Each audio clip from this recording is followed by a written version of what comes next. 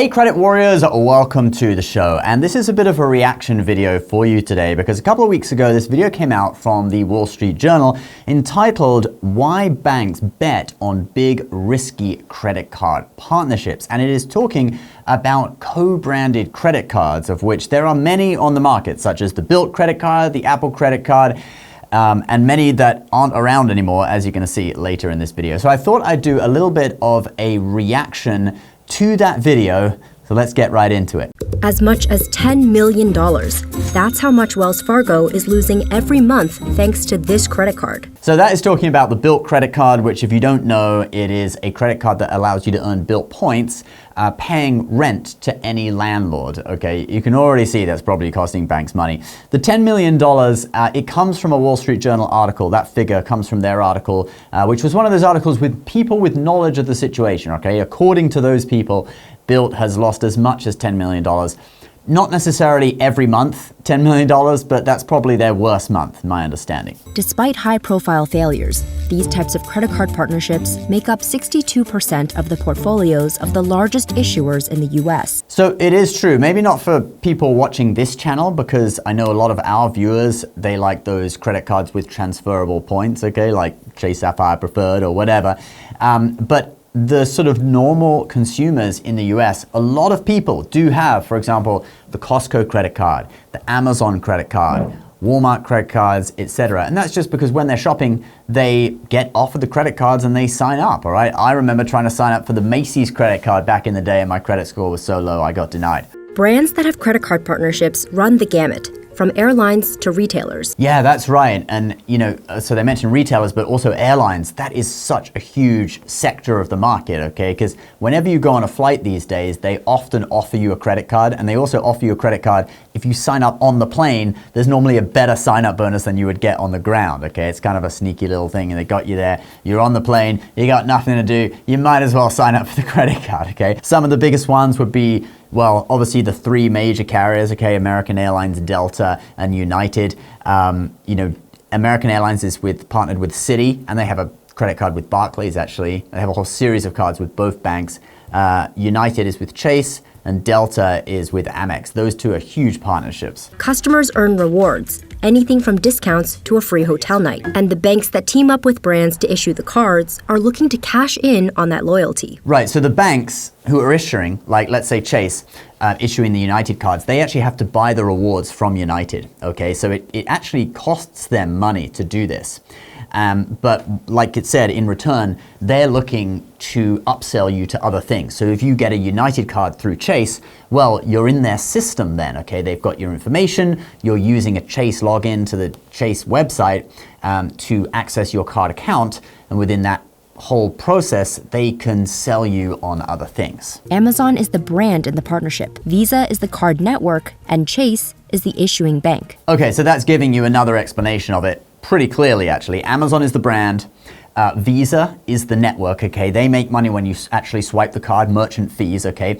And then Chase is the bank that actually issues the card. Whatever revenue is generated from these cards, that is money that's all up for grabs between the bank and their partner, and they determine how they're going to split that. That's right. So in the contracts for these cards, they have to determine what the split is, and it's not always going to be the same. And as you're going to see later on in the video, the bigger the brand the bank partners with, the more demands they're going to have, okay? It's going to be like, well, you want to partner with us, but yeah, you have to give us this percentage of the merchant fees, or you're not allowed to charge a fee for this, or et cetera, et cetera. So the bigger brands generally are going to be more demanding, and they're going to have less advantages for the bank. And that's partly why it's so risky, especially when you partner with big brands. In 2022, banks paid merchants an average of $279 for every open account. Right, so you can see from that, you know, if it's a credit card that charges a $95 annual fee, but they're paying an average of $279 to the brand, all right, let's say the Delta card, they've already, you know, they're gonna have to make up an extra, like pretty much $200 on top of charging that annual fee. Where's that gonna come from? Well, it could come from interest payments paid to the bank if people have, balances on their cards, or it could come from merchant fees or other fees such as late fees if someone happens to pay late. Delta made nearly $7 billion from its Amex credit card partnership in 2023. And you can see it's very lucrative for the brand, okay? Delta, in that example, made $7 billion from its partnership with Amex. I'm not sure what Amex made. I assume they are making money on their Delta cards, but many banks actually aren't making money on co-branded partnerships. In the U.S., over a third of general-purpose credit cards were co-branded in 2021. That's 173 million accounts in the U.S. co-brand industry. That is a lot. 173 million accounts. One third. Didn't they say 60% earlier? Or was it 60% of major banks' portfolio? So I guess including smaller banks. Okay, so it's one third. So it really is still a massive portion of the market. Some partnerships carry immense risk. Wells Fargo launched its splashy partnership with Bilt, a fintech startup, in 2022. All right, so they're getting into how these partnerships are risky, and they're already talking about the Bilt card, which is, I guess, sort of the crown jewel of their reporting, okay, because they had insider information on that, and they came out with an article a couple of months ago about that. But let's see what they have to say. They started going through this sort of rationale of, well, look, we're going to get access to a lot of young adults. It got tons of card holders in a short amount of time. Yeah, so from that, it sort of sounds like Bilt actually got a really good deal. I don't think they would have got that good of a deal if they had done their co-branded deal with Chase or Amex or any of the really big, like the big four credit card issuers. But Wells Fargo, it's a little less known in the credit card space, certainly amongst credit card enthusiasts, like the people who watch this channel. Wells Fargo doesn't really have much of a name for itself, except for that card, the Autograph and the Autograph Journey. Those cards are actually becoming a little bit more and more popular now because they're sort of entering the transferable point space. They got a few transfer partners and stuff. But in general, Wells Fargo is still kind of, lower on the list. And that may be why they were willing to accept terms with Bilt, which itself is not a huge company, okay? It's a startup, it's still relatively small, but why Wells was willing to accept terms with them that perhaps were not in Wells's favor, because they viewed it as a chance to get access to a sort of millennials or young people, Gen Z or whatever, and make a lot of upsells to other Wells Fargo accounts. But did it work? I'm not so sure. The bank is paying Bilt $200 for every new account. It's also making separate payments every time the card is used to pay rent, which is what the program is focused on. Right, so Wells has to pay them like a sign-up fee every time a card is opened, okay? And that's kind of similar to, when an influencer like myself sells a credit card, like if you click the link below, there's normally a fee paid to us, okay? Wells has to pay a fee to Bilt because Bilt's name is being used to market the card. But then they've got other splits of income. So for example, Wells is picking up the bill, all those merchant fees that have to get paid to, I think in this case it's MasterCard, and a few other companies that deal with the actual swiping the card, the actual payment. Bilt doesn't have to pay that. Wells Fargo has to pick up the tab, like a 2% of the transaction or something like that, and pay those merchant fees when rent is paid with the card. And that is how Bilt is able to allow you to pay rent using that credit card without any transaction fee. So basically, Wells Fargo is paying that. Whenever you pay rent with your Bilt card and you earn rewards, don't forget you're earning rewards as well. You're earning 1 Bilt point per dollar on your rent payment. So you should be thanking Wells Fargo for that. The internal projections that Wells Fargo made as to how consumers would use this card turned out to be wrong. That's right. So Wells Fargo at the beginning, they projected that people would pay their rent with the card, but then they would actually carry a balance. And way less people, I'll put the stats on screen, we can find it in the article, but way less people carried a balance on the card than Wells Fargo had projected, okay? Because I think most people, they may carry a balance if it's for sort of luxury items that they buy 1 month and they pay it off over a few months.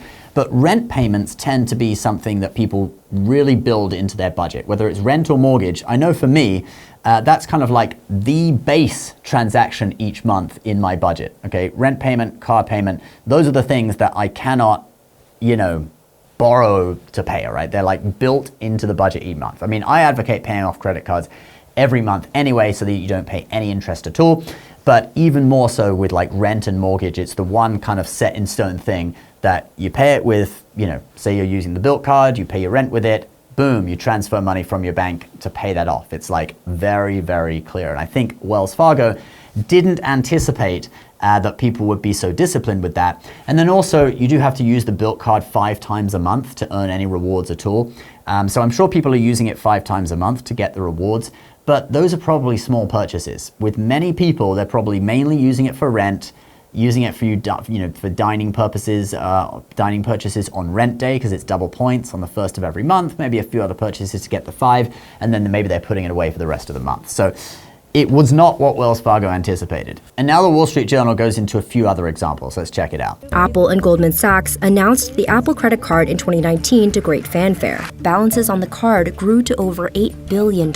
So that one, I mean, that's actually promising. $8 billion in balances on the cards, which means that presumably interest was being collected by their banking partner, which was Goldman Sachs. Goldman Sachs accepted unusual terms from Apple. One of the risks here is when it's the big companies. You want to partner with me and you have to deal with my terms. Yeah, that's right. That's what we said, isn't it? Partnering with the really big companies, okay, the Apples, etc.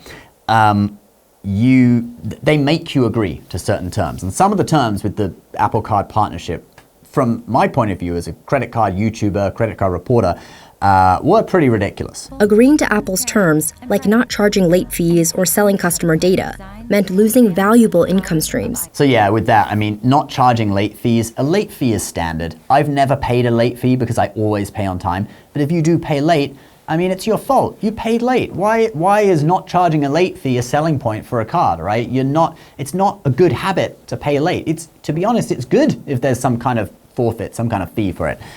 So I don't really rate Apple's not charging late fees as a selling point of the card at all. And obviously it eliminates a revenue stream for Goldman Sachs. Another risk is when you have a merchant partner that is insisting on most of the cardholders getting approved. Then we have what she was saying about Apple insisting that most cardholders should get approved, which led to the Apple Card actually approving people with subprime credit scores. And that's definitely an issue for Goldman Sachs because those people are way more likely to default and actually not pay it back at all, and it goes to collections. And Goldman tries to recoup some money by selling it to collection agencies for pennies on the dollar, but it's really a fraction of the money they borrowed. And then those people just don't pay it back. So the Apple Card is another one that could be at risk. Goldman doesn't want to renew their partnership. They actually want to get out of the consumer lending space. So that's another one, like the Wells Fargo Bilt card, that's another one that might not be around in a few years' time, or it could switch to a different issuer.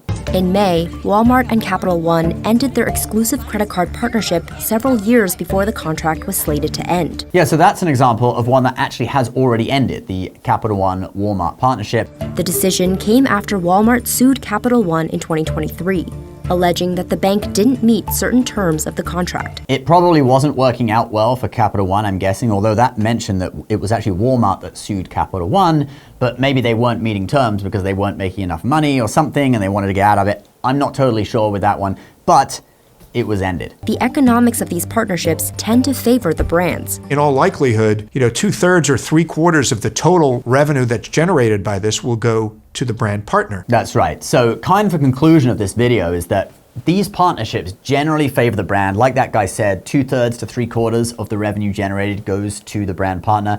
You've also got then the network like Visa, MasterCard, Amex, etc., taking a portion, and actually what's left for the issuing bank isn't as much as you would think. So it's definitely a problem. But, are there any benefits for the bank? It brings in customers who the bank might not otherwise have. All of this equals what? More customers, more purchase volume equals more revenue. In conclusion, that is the benefit for the bank. It's really, like she said, bringing in customers they wouldn't otherwise have and then selling them other products. Maybe they open a checking account, maybe they open another different credit card with the bank that's more lucrative, etc., etc. And if that all balances out, it doesn't matter if, say, the Bilt card makes a loss or the Apple credit card makes a loss, etc. But with Goldman Sachs getting out of the consumer lending space altogether anyway, they don't have anything to upsell Apple Card holders to. So I predict that one really will end. The Apple Card will probably move to a different issuer or just get canceled. And we've seen this before as well. Well, obviously the Capital One Walmart card ended this year, but what about the Uber credit card? You remember that one from a few years ago, partnership with Barclays? Well, that was just too good. I'm guessing it was costing Barclays too much money, and that is another one that just ended and doesn't exist anymore. So I think it's probably, only the really big ones are actually going to be lucrative for the issuing bank. Think Costco, think, ones where they have had reasonable negotiations on the actual terms of it. Apple is really such an outlier. It's not a financial company, okay? There are probably things that they don't really understand, and they don't realize that it's not going to be a lucrative long-term partnership if they don't allow late fees, over the limit fees, etc. These are all things where the issuing bank should be able to make some money on. So I think it was a great piece of reporting by the Wall Street Journal, and certainly very interesting, and it certainly makes you think about these partnerships. Some of them will obviously continue, but there are always going to be co-branded cards that just prove too expensive and are discontinued. I think the Bilt one, it's certainly, like we've seen with them cutting benefits. You know, rent day is now limited to 1,000 extra points that you can earn. It used to be 10,000 points. With 1,000 extra points, it's almost not worth it. You can't really get a significant number of points with the Bilt card anymore. But obviously, if you're a renter, it is really still worth it for you. So the credit card industry, from our point of view, it's always changing. There's always sweet spots. And if you're a renter, you might as well have, you know, capitalized on those sweet spots with Bilt.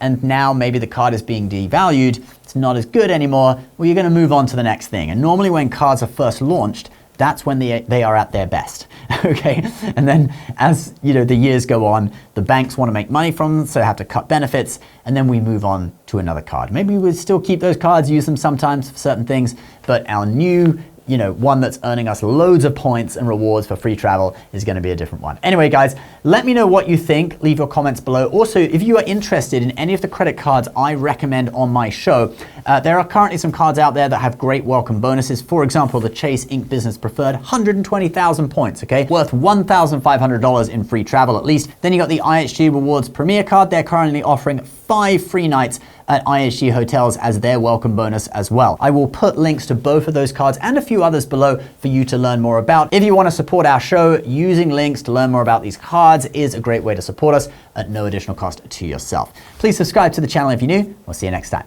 Bye-bye.